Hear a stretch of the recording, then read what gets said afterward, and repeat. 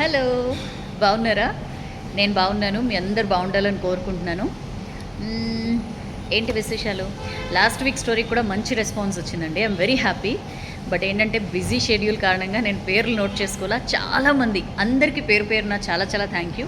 చాలా పర్ఫెక్ట్గా స్టోరీలో మోరల్ ఏంటో మీరు గెస్ట్ చేయగలిగారు అండ్ మీ ఎక్స్పీరియన్సెస్ కూడా చెప్పారు. I'm very happy. నిజంగానే కోపం వచ్చినప్పుడు రియాక్ట్ కాకుండా ఆ క్షణం కామ్గా ఉండడం వల్ల మనం చాలా విషయాలు, చాలా రిలేషన్స్ మనం కాపాడుకోగలిగిన వాళ్ళం అవుతాం. సో ఎస్, ఇంకొక మంచి స్టోరీతో మీ ముందుకు వచ్చా. ఇప్పుడు నేను చెప్పబోయే స్టోరీ కూడా ఖచ్చితంగా మనందరికీ కనెక్ట్ అవుతుంది. ఇప్పుడు ప్రజెంట్ జనరేషన్, నేను, మీరు, మనందరికీ రిలేట్ అయ్యే స్టోరీ. అనగనగా ఒక ఊళ్ళో ఒక రాజుగారు, మంచి ధర్మప్రభువులు అంటారు కదా, ఆ టైప్ అనమాట. ఏదైనా ఎవరికైనా అడగంగానే ఇచ్చేయడం, ఇట్లా ఉంటారనమాట. అయితే ఆయన రాజ్యంలోకి, అంటే ఇప్పుడు మనకి రాజు అంటే ఆయనకి మొత్తం దర్వాజాలు, ఇవన్నీ ఇంటీరియర్స్ ఇవన్నీ చేసి వాళ్ళు ఉంటారు కదా. ఒక రకంగా చెప్పాలంటే ఒక మంచి కళ ఉన్న ఒక కార్పెంటర్, మంచి ఆర్ట్ ఉన్న కార్పెంటర్ అనమాట. అయితే బాగా ఇష్టం రాజుగారికి. ఎప్పుడు ఏది కావాలన్నా, ఏదైనా ఒక మంచిది ఏదైనా చేసి పెట్టాలన్నా అతను చేసిస్తూ ఉంటాడు. రాజుగారు చాలా హ్యాపీగా ఫీల్ అవుతూ ఉంటారు అనమాట. ఒకసారి ఏదో అట్లానే అడిగితే చేసి పెట్టిస్తాడు. రాజు చాలా హ్యాపీ ఫీల్ అయ్యి, ఇది ఇలా ఉండిపోకూడదు, ఇది మోరోవర్ ఇది మీతో స్టాప్ అయిపోకూడదు, ఈ కళ నెక్స్ట్ జనరేషన్స్ కూడా వెళ్ళాలంటే ఒక మంచి ఏర్పాటు చేయాలి, ఒక మంచి మీ కళను విస్తరించేలాగా ఒక పెద్ద ట్రైనింగ్ స్కూల్ లాంటిది అట్లా ఏదైనా పెట్టాలి మనం. చెప్పండి, మీకు అలాంటిది పెట్టాలంటే మీకు ఎంత భూమి కావాలి అని అడుగుతాడు. అడగంగానే ఈయన మనసులో జనరల్గానే ఎవరైనా ఏదైనా అడగంగానే ఒక ఆశ అనేది స్టార్ట్ అవుతుంది కదా. సరే, ఆశన ఇంకేంటి అనేది మనం మాట్లాడుకుందాం. బట్ అలా అడగంగానే ఈయన వెంటనే మనసులో ఆలోచిస్తూ, 1 ఎకరం అడుగుదామా, 2 ఎకరాలు అడుగుదామా, రాజుగారు తీసుకోమన్నారు కాబట్టి పనిలో పనికి ఒక 10 ఎకరాలు తీసుకుందామా, ఇట్లా అనుకుంటూ చెప్పడానికి మొహమాట పడతాడనమాట. రాజు కదా వెంటనే గ్రహిస్తాడు.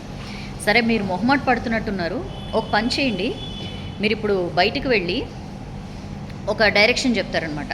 మీరు ఆ డైరెక్షన్లో మీరు నడుచుకుంటూ వెళ్ళండి. ఆ దిశగా మీరు ఎంత దూరం వెళ్తే అంత దూరం ల్యాండ్ మీకు ఇచ్చేస్తాను.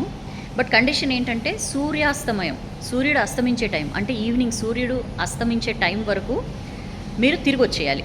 అంటే మీరు ఎంత దూరం వెళ్ళి తిరిగి వస్తారో ఆ ల్యాండ్ మొత్తం మీకు ఇస్తాను మీ కార్పెంటరీ స్కూల్ పెట్టడానికి అని చెప్తారనమాట. ఇంకా వెంటనే కార్పెంటర్ దండం పెట్టి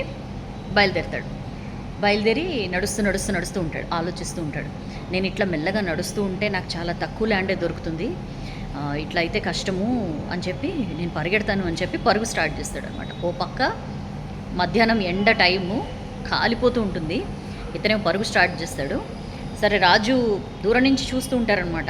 ఈయన నడుస్తున్నవాడు కాస్త పరిగెట్టేసరికి, అరే ఎండ, అతని వయసు కూడా ఒక 50స్లో ఉంటాడనమాట, ఎండ దెబ్బకి ఏమైనా ఇదవుతుంది మళ్ళీ అని చెప్పి భటుల్ని పంపిస్తారు. 1-2 భటుల్ని, మీరు ఆయన పరిగెడుతున్నాడు, మంచినీళ్ళు, మజ్జిగ ఇట్లాంటివి తీసుకుని వెంట వెళ్ళండి, ఆయనకి ఏమైనా మధ్యలో ఇస్తూ ఉండండి అని చెప్పి అంటారనమాట. సరే, భటులు వెళ్తుంటారు. ఇతను పరిగెడుతూ ఉంటాడు. పక్క నుంచి భటులు, ఏమైనా తీసుకుంటారా, మజ్జిగ కానీ మంచినీళ్ళు కానీ తీసుకుంటారా అంటే, ఏమొద్దు టైం లేదు అంటాడు. అని పరిగెడుతూనే ఉంటాడు. అసలు ఇంకా మామూలుగా పరిగెట్టాడు అనమాట. మధ్యలో ఒక ఇది వస్తుంది, అమ్మో ఇక్కడ ఒక నీటి బాడీ, వాటర్ బాడీ వస్తుంది, చిన్న చెరువు లాంటిది. ఎక్కడితో ఆగిపోతే మళ్ళీ ఇంతే వస్తుంది, వద్దు ఇది కూడా క్రాస్ చేసేద్దాం అని చెప్పి అది క్రాస్ చేసేస్తాడు. అట్లా అడవిలోకి పరిగెట్టుకుంటూ పోతూనే ఉంటాడు. ఈ వెనకాల వీళ్ళు వస్తూనే ఉంటారు. వెళ్తూ ఉంటాడు. సడన్గా గుర్తుకొస్తున్నాడు, అవును సూర్యాస్తమైన టైంకి నేను రిటర్న్ వెళ్ళాలి కదా, అప్పుడే అంతవరకు నా ల్యాండ్ నాకు వస్తుంది కదా అని చెప్పి యూటర్న్ తీసుకుంటాడు. మళ్ళీ పరిగెడుతూ ఉంటాడు. పరిగెడుతూ మొత్తం ప్రాణాలన్నీ ఇది చేసి పరిగెడతాడు. మధ్యలో పాపం వాళ్ళు అడుగుతూనే ఉంటారు, మజ్జిగ తీసుకుంటారు, మంచినీళ్ళు తీసుకుంటారు, నాకేమొద్దు, నాకు టైం లేదని పరిగెట్టి కరెక్ట్గా సూర్యాస్తమైన టైంకి రాజుగారి దగ్గరకు వస్తాడు. వచ్చి ఇట్లా అని అక్కడ పడిపోతాడు. ఎట్లా పడిపోతాడంటే ఇంకెప్పుడు లేవకుండా పడిపోతాడు. ఇట్స్ డెడ్ అనమాట. ఫస్ట్ థింగ్ ఏంటంటే, ఆ ఎండ బడలికకి, ఆ పరుగుకి తనేమీ ఆగకుండా, మంచినీళ్ళు తాగకుండా ఐదికి దీనికి మళ్ళీ రిటర్న్ వచ్చి పడిపోయాడు. ల్యాండ్ అయితే సంపాదించుకున్నాడు పాపం. రాజు అన్న మాట ప్రకారం ఆయన ఎంతైతే తిరిగాడో ఆ ల్యాండ్ అయితే ఆయన పేరు మీద ఇచ్చాడు. బట్ లాభం ఏంటి, ఆయన దేనికోసం అయితే అంత ఇది చేశాడో. అంటే ఈ స్టోరీలో పరిగెట్టిన అతని అత్యాసే అతన్ని చంపేసింది అనేది మనకి క్లియర్గా కనిపిస్తుంది. బట్ ఈ స్టోరీలో ఆ కార్పెంటర్ ఎవరు అంటే మనమేనండి.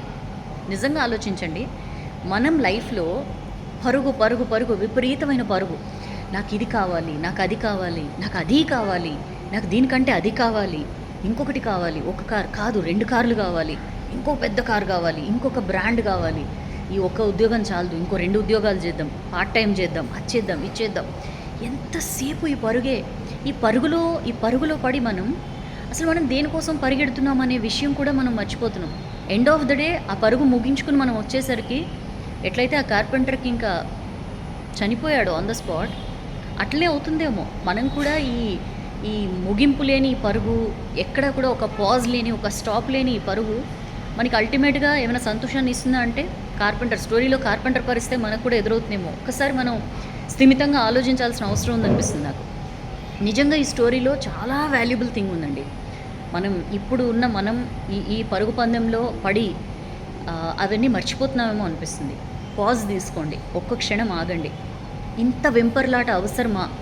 ఇంత over it's good to be ambitious, but ఇంత ఓవర్ అంబిషియస్నెస్ అవసరం లేదేమో, ఇంత అత్యాస అవసరం లేదేమో అనిపిస్తుంది. ఒకసారి ఆలోచించండి. ఎందుకంటే ఈ స్టోరీలో కార్పెంటర్ లాగా మన జీవితాలు కాకూడదు అంటే ఈ ముగింపు లేని ఈ పరుగుని కొంచెం మనం ఇంట్రోస్పెక్ట్ అంటారు కదా, సమీక్షించుకోవాలి, పునఃసమీక్షించుకోవాలి. కొంతమంది అంటున్నారు ఇంగ్లీష్ వర్డ్స్ ఎక్కువ మాట్లాడుతున్నారని.